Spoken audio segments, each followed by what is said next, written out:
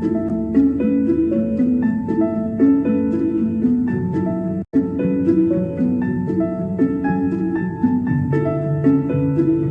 guys, today we're going to continue in chapter 7 talking about pedigree. At the end of this session, you are supposed to be able to read and analyze a pedigree, to specify the recessive and dominant allele from the pedigree, and to determine the genotype for a certain individual from the pedigree. Okay, to start with, let us see what we mean by pedigree. Pedigree is a family tree. But it's not any family tree. It's a genealogical family tree where they are going to show us how certain trait is transmitted in this family from one generation to another. For example, here in this tree, they are showing us how the trait which is responsible for the color of hair is transmitted in 3 generations in this family. Another example here, we have a pedigree that's showing us how a certain disease is transmitted from one generation to another. If you notice in the first pedigree, they are showing 3 generations, whereas in the other one, they are showing 2 generations. How we're going to name the generation in this pedigree? Here you can notice that they have named the generation with the Roman numbers 1, 2, 3, and in the other one 1 and 2.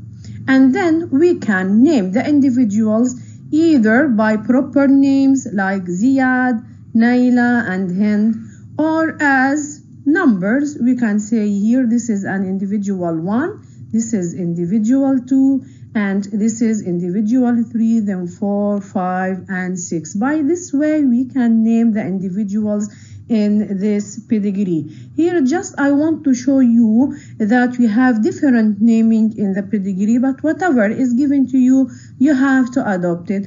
For example, this individual 1, 2, the female in this pedigree in generation 1, we call her Roman number 1, 2. 1, 2, meaning that this is the female in the first generation carrying number 2. Also, we can name this individual, this girl here, as Roman number 2, 4. Now, let us see how to construct a pedigree. And by constructing this pedigree, we can see what each element in the pedigree is representing. Usually in a pedigree, the square is representing the males in the family or in the pedigree, and the circle representing the females. So the square representing the males, the circles representing the females. A line between a male and a female, we call it the line of marriage, meaning that individual 1 and individual 2 in this pedigree, they are married. The line that is coming from the line of marriage showing me the children or the kids of this couple. For example, here, couple 1 and 2 have 3 children, 4, 5, and 6. 1 girl and 2 boys. Then we let the girl of number 4 to get married to an individual or to a male outside the family that we named here number 3. Then they give birth to 2 children, 8 and 9, a girl and a boy. Also, individual 6, boy number 6 in this family, from the boy or the son of couple 1 and 2 have married to a woman that we name it 7. They give birth to 3 children, 10, 11, and 12. 2 girls and a boy. Also, we're going to name these generations as, or before naming, let us see how we're going to write the legends for this family. Here, if you notice that in this family, I'm studying a trait which is responsible for the earlobe, where the white squares and circles representing people or individuals with free earlobe, and the gray squares and circles representing people with adherent earlobe. You may be given a pedigree named like this: individual 1, 2, 3, 4 till I reach to 12. In some cases, also in most cases, let us say that also they name them as a generation. I have 3 generations. I have given for each individual a name as numbers, or as I told you, maybe I'm going to give these people proper names.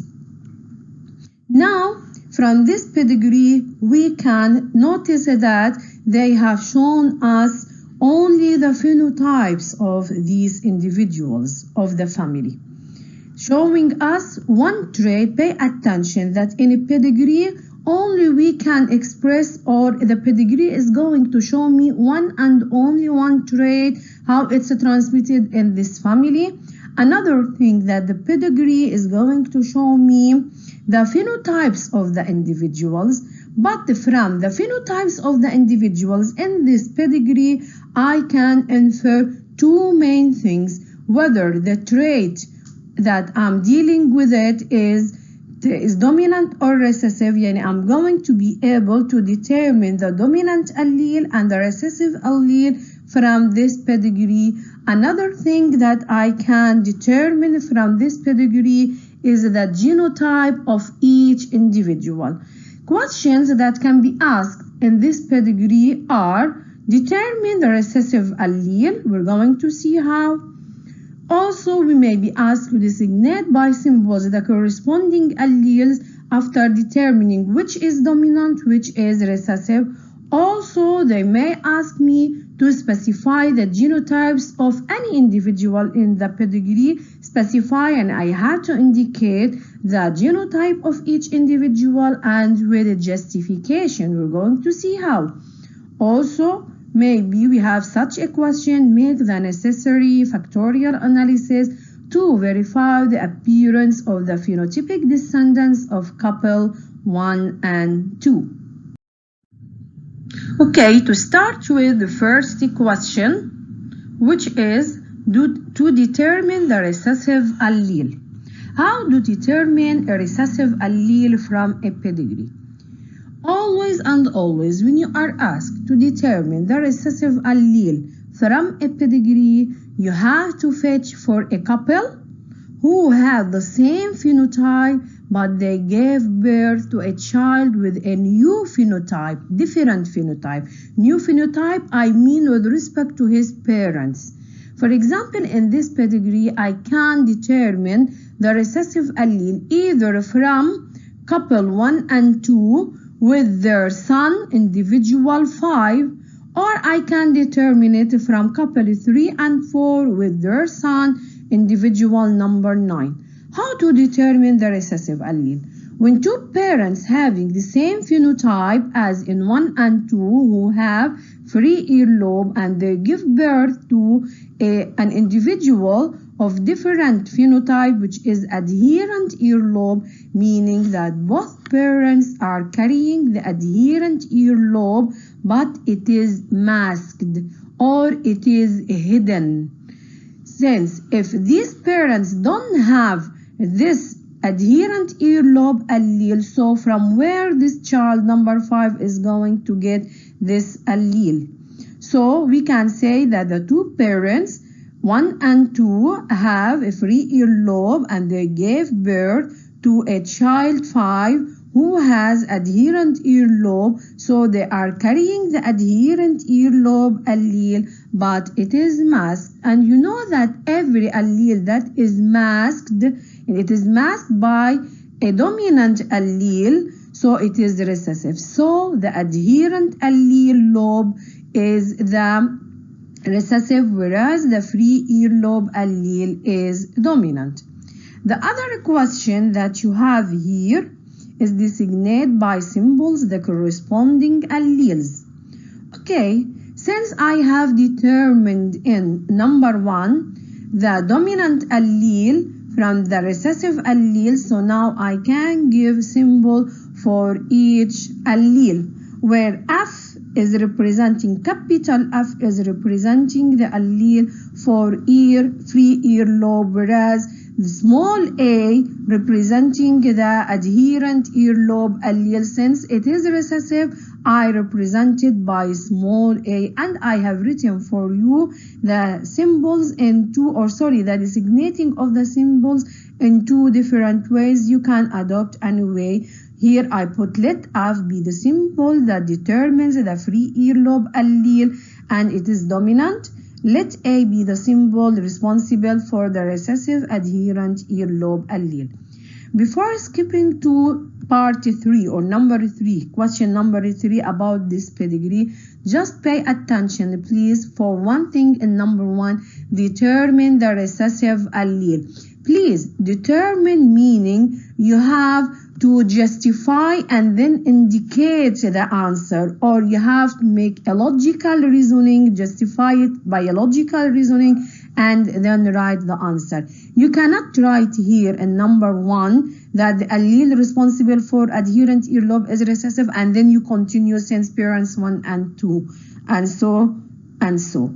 You have to justify it first and then end it with the answer. I started with since parents 1 and 2 are free earlobed and gave birth to an adherent earlobed individual 5 till I reach to, thus here I justify why the adherent earlobe is recessive. Then I have written thus the allele responsible for adherent earlobe is recessive. So please focus and pay attention to this point, that determine, you have to give logical reasoning or you have to justify and then write the answer as in identify. You're going to see in this question, in the question number 3, how to specify. In specify, I have to indicate the answer and then we're going to justify. Now, part number 3. Specify the genotypes of individuals 1, 5, and 8. Here from this pedigree, I told you that they have shown us the phenotype of each individual.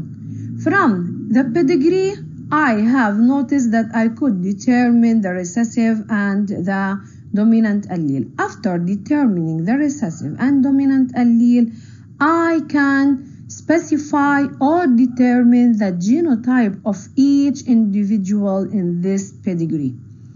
The simplest way to determine the genotype is to determine the genotype of people that having recessive phenotype, which are 5, 7, and 9. We're going to see how to justify it later.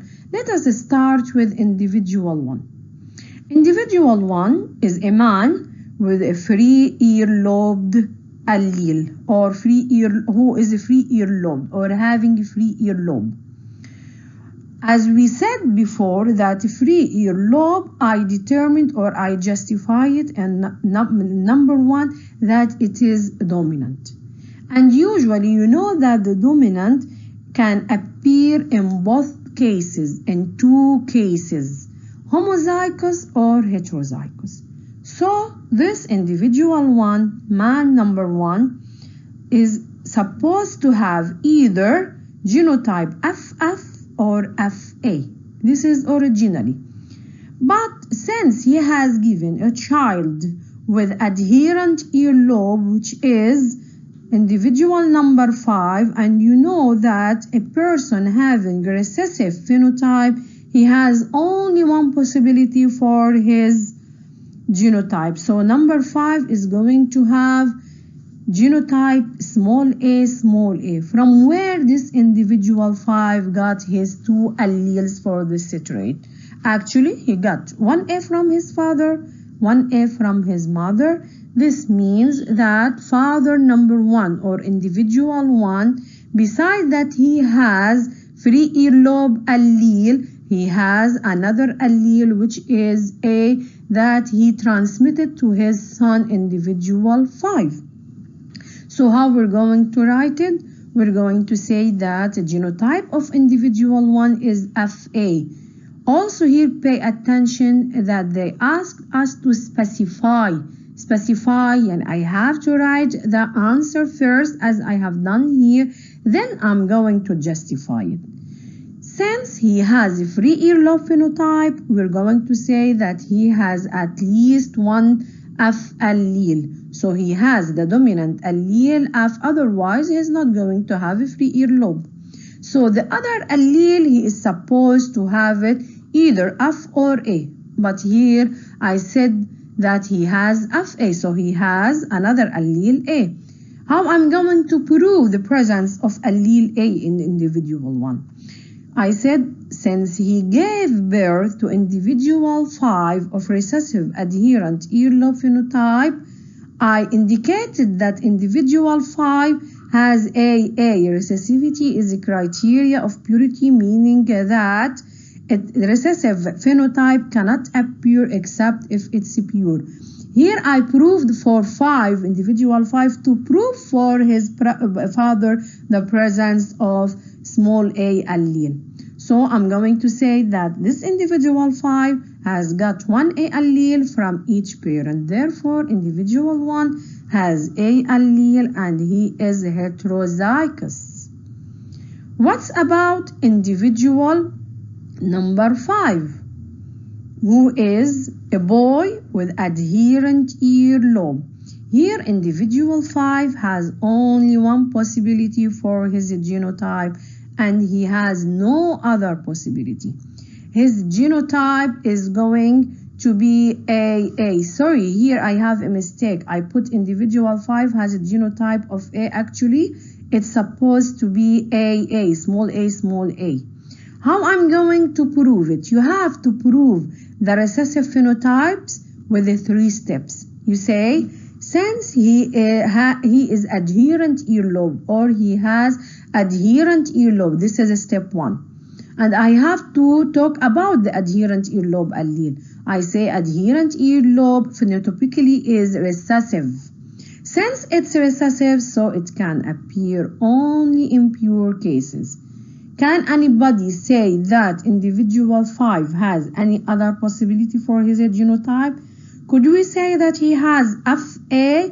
If he had FA, then he's not going to have adherent earlobe anymore. He's going to have a free earlobe. But they have indicated in the pedigree that he has adherent earlobe. I cannot change any given.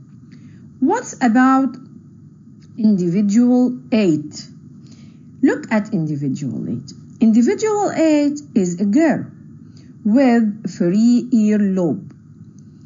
So here, this girl, again as individual 1, she has 2 possibilities actually, either FF or FA. But in individual 1, I could determine his exact genotype from his son 5, who is different from him. But girl number 8 has no children, so I have no information about her children. But also, I have her father and mother, individuals 3 and 4. They are free earlobe. Okay, these two parents actually have genotypes FA. How could I know that they have FA? Because their son number 9 has AA genotype, because he is adherent earlobed. So he got 1A from 3, 1A from 4. But since they are free earlobe, they have F allele. Otherwise, they are not going to have free earlobe allele. So the parents of individual 8 has genotype FA. So they are heterozygous. Individual 8 is free earlobe. She has the 2 possibility. Actually, at least she has one F allele because she is free earlobe. But I can determine whether the other allele she got from her parents is F or A. Although her parents have FA, but this does not mean that she's going to take 1A from one of her parents. Maybe she got from her father F allele, since she is a free earlobe, and she got another F allele from her mother who has a genotype FA. So she's going to be FF of genotype. Maybe she has got F from her father and A from her mother, so she's going to be FA. Or the opposite, maybe she has got F from her mother and A from her father. Again, she's going to be of a genotype FA. But here I cannot determine the exact genotype of individual 8, so I'm going to write for her two possibilities, FA or FF. How I'm going to prove this? We're going to say that since she has dominant phenotype of a free earlobe, so she has at least, here also I have another mistake, I'm supposed to write she has at least one free earlobe F. Okay, I determined the first allele.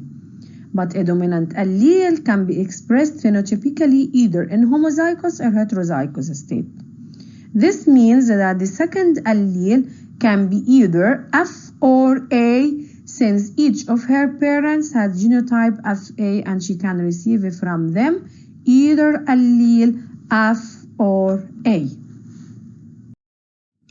Okay, the fourth question or the fourth part of this pedigree is to make the necessary factorial analysis to verify the appearance of the phenotypic descendants of couple 1 and 2. This part I'm going to keep it for you to solve it by yourself, and then we're going to discuss it in another time. But please focus on the steps of necessary of the factorial analysis that you have to start it with phenotypes of parents, which are couple 1 and 2 or individuals 1 and 2, then followed by genotypes of the parents, gametes of parent, and then you have to draw the table of cross, and from the table of cross you have to calculate the phenotypic percentage of the descendants of 1 and 2, and to indicate finally whether the experimental results verify the given. Till I meet you in another session, please keep safe.